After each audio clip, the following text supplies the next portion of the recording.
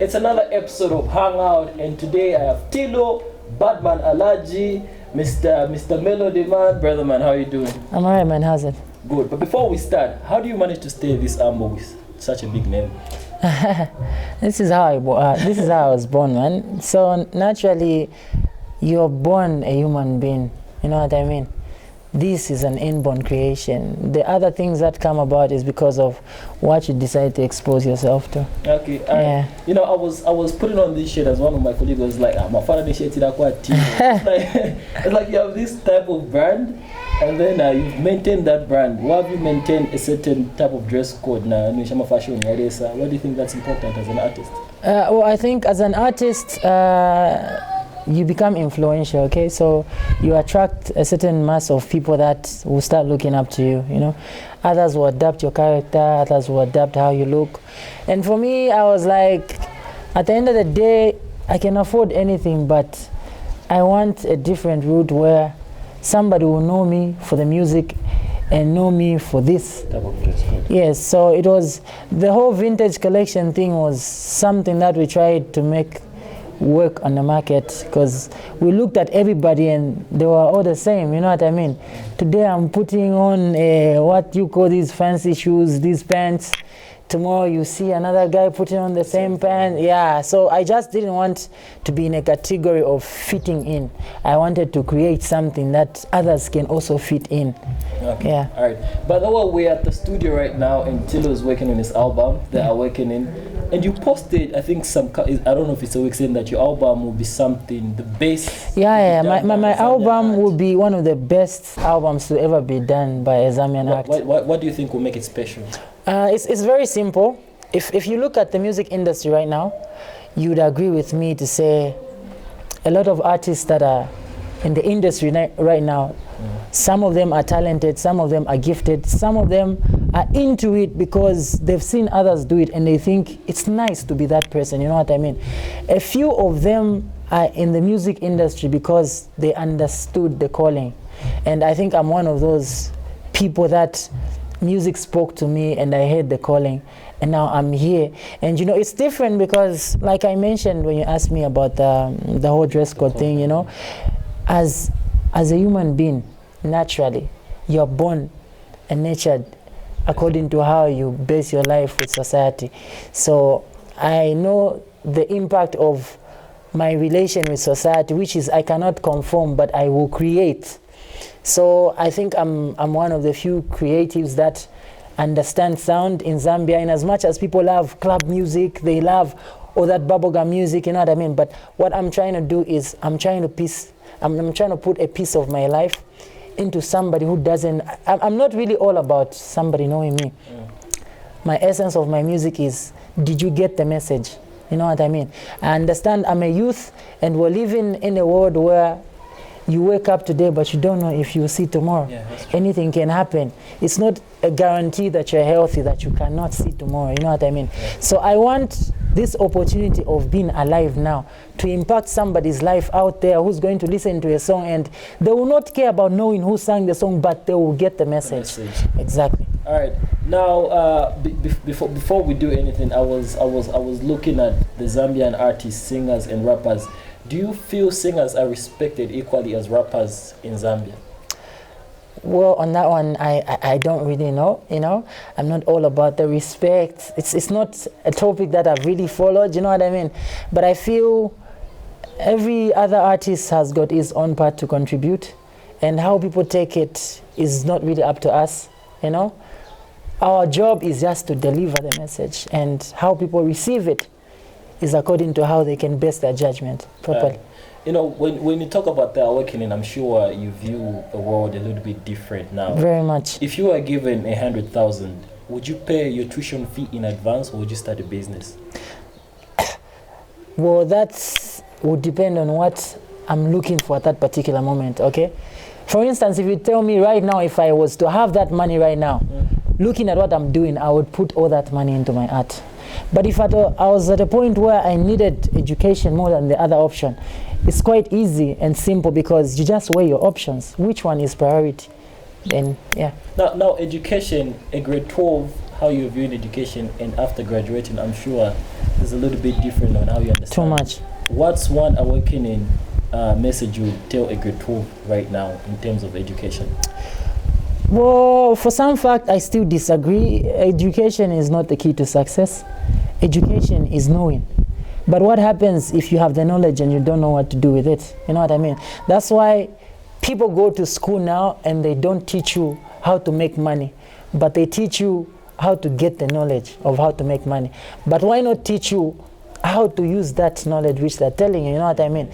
So it takes one to awake, to be woke. But how do you awaken? How do you obtain that awakening? It's a process that just doesn't come up like a dream. It's a process where you need to understand. You need to start learning about nature. You need to start respecting certain things, you know what I mean? Yeah, so I think for everybody who's out there, whatever is working for you, let your energy be in it. Right. If you feel education is your key to whatever success you're chasing, put your energy into it and make it work. Now, I know you answered this question earlier, but I'd love to get a solid one. We have the money. Would you upgrade your education, or you invest all money into music? I wouldn't upgrade my education. Already I have enough papers for me, and I don't see myself getting into employment. So it was a phase of knowing, which I must say I'm grateful, because the education I've gotten into, you know, I'm an engineer by profession. Yeah, so it has helped me to upgrade my craft, which is, you see, we view life differently. That's why this is about me.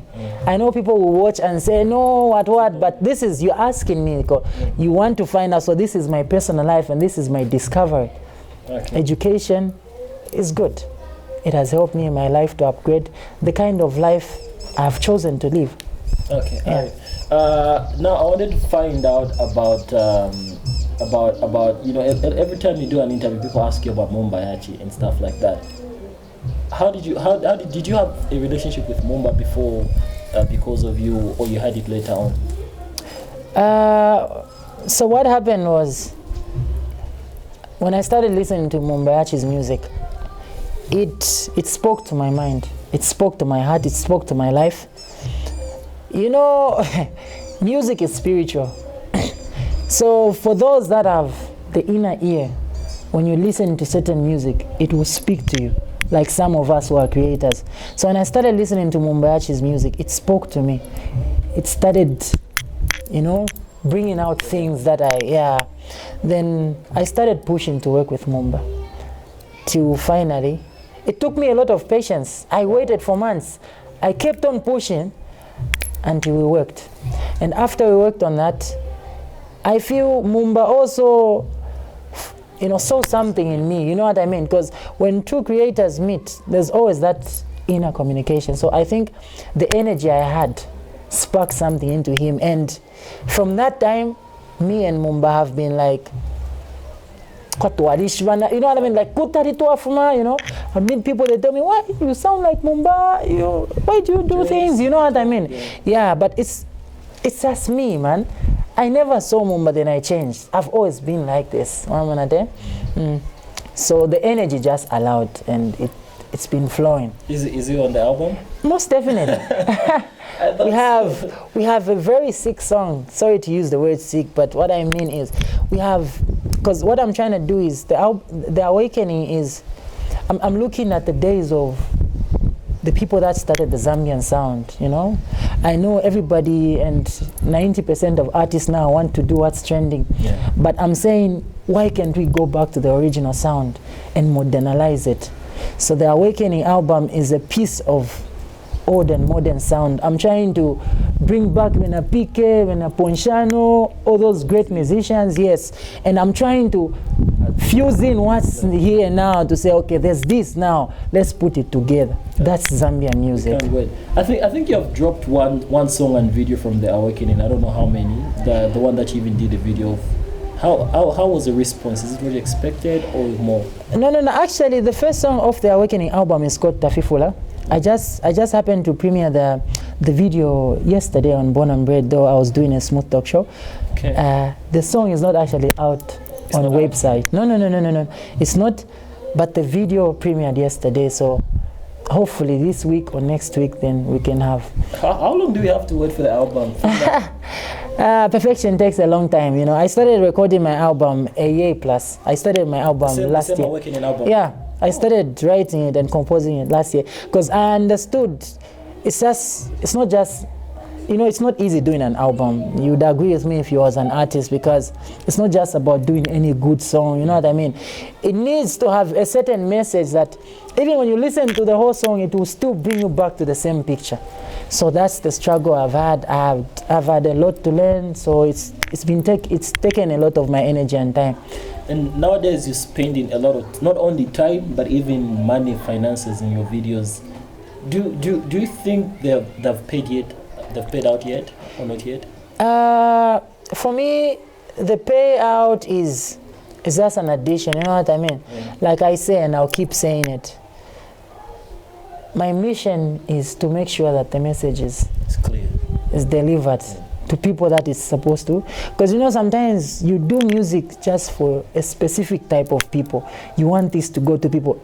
Others will not understand it, but you as a creator, you want to do something that will just specifically, you know what, I think in that's what I'm talking about. Yeah, man. So that's art. So it's financially it's been a hustle, you know what I mean?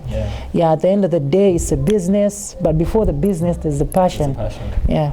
All right. Now I was talking to Pexi, I think it's last week, and he had a lot of nice things to say about you. I think all the upcoming artists I've talked about is like, you know, Tilo is very welcoming. But when I ask these upcoming artists about a different big artists, like, them guys, how do you manage to welcome upcoming artists in a way that they want? It's the energy, man. You know, like if we look at, sorry to take you back to the Bible, I like basing because that's the law of nature.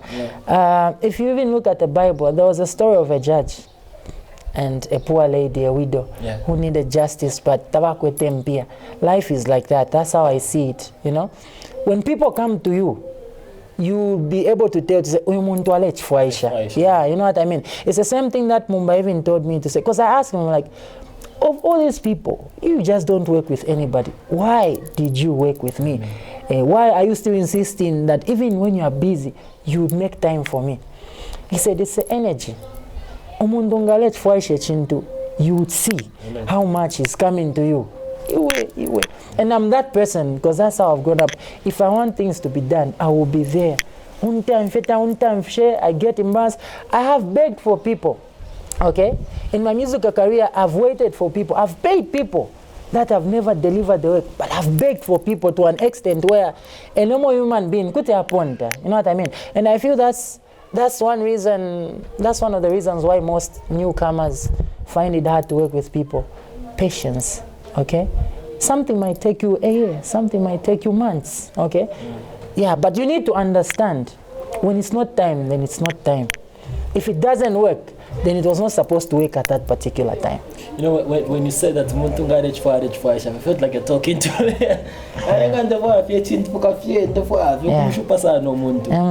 Do you feel, or do you think right now, at the level that you're at, there's another big artist almost at the same level? Do you think it's important to pay for a feature to that big artist? Well, it is, but it depends on the relation that you have, okay? Like I said, in as much as we're in the game, it's also business. Somebody needs to sustain. You need to understand that he's got responsibilities. Movement,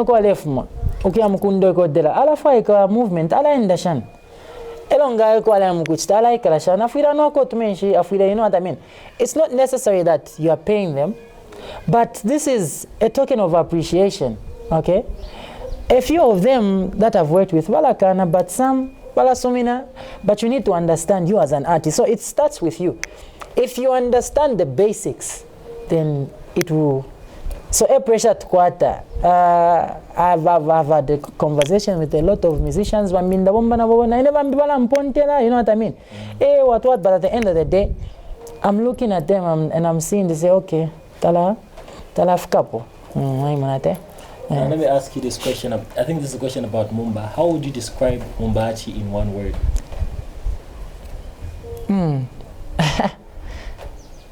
That is hard, but what I can tell you is Mumbai is not a regular person, okay? And not just him, I've met a couple of them, Teresa, Nambi, the lady I'm working with on the album. I've met people in my circle that are not basic human beings. You know what I mean? They are not ordinary human beings. What I mean is, they're not just people that base their faith and knowledge into one box, okay? No. There are people that have space in their mind and their hearts. They want to get everything good and put it together.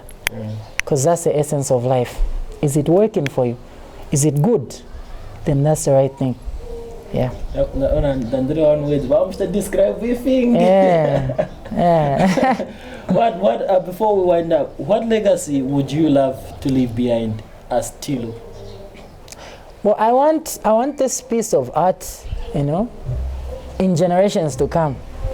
I want stories to be told, because that's how we learn. We as Africans, we ran away from our culture. That's why even up to now, you still feel like you're still in a shell, because almost all the customs we're living up to, they're not ours. Yeah. Okay, we gave up on a lot of things because somehow, somewhere, people came about and they said our customs and rituals are not authentic. You know, they're evil, they're wicked. So they modernize things for you, and then they give you, because wabika koka plastic. You know, a sweet is a sweet, whether it's more rap or more rap. So I just want my story to be told so that the next generations can learn something. The last statement that you just made, it got me thinking, and that's that we can talk the whole day about our modern life and how we used to live back in the day. It's quite a big topic, but I do really appreciate for your time. Can we sample like 30 seconds of any song on your album in the studio? Yeah, most definitely. Tafifula would be the best song to sample, because it's the official first song that's coming out. Right. So Tafifula is a song that talks about Baka Imfuela. Okay, alright. So let's go in the studio with Tilo. This is Hangout. My name is August Zambia. Catch us in the studio.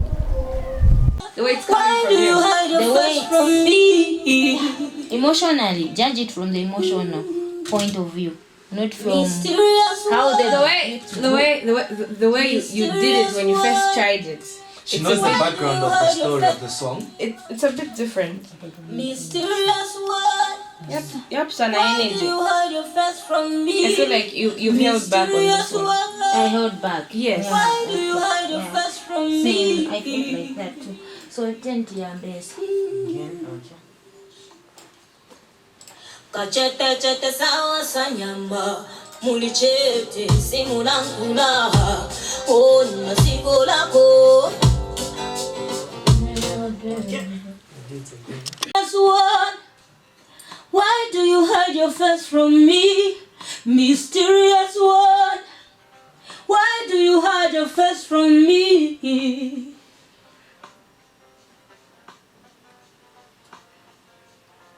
Kachete chete sao sanyamba mulichete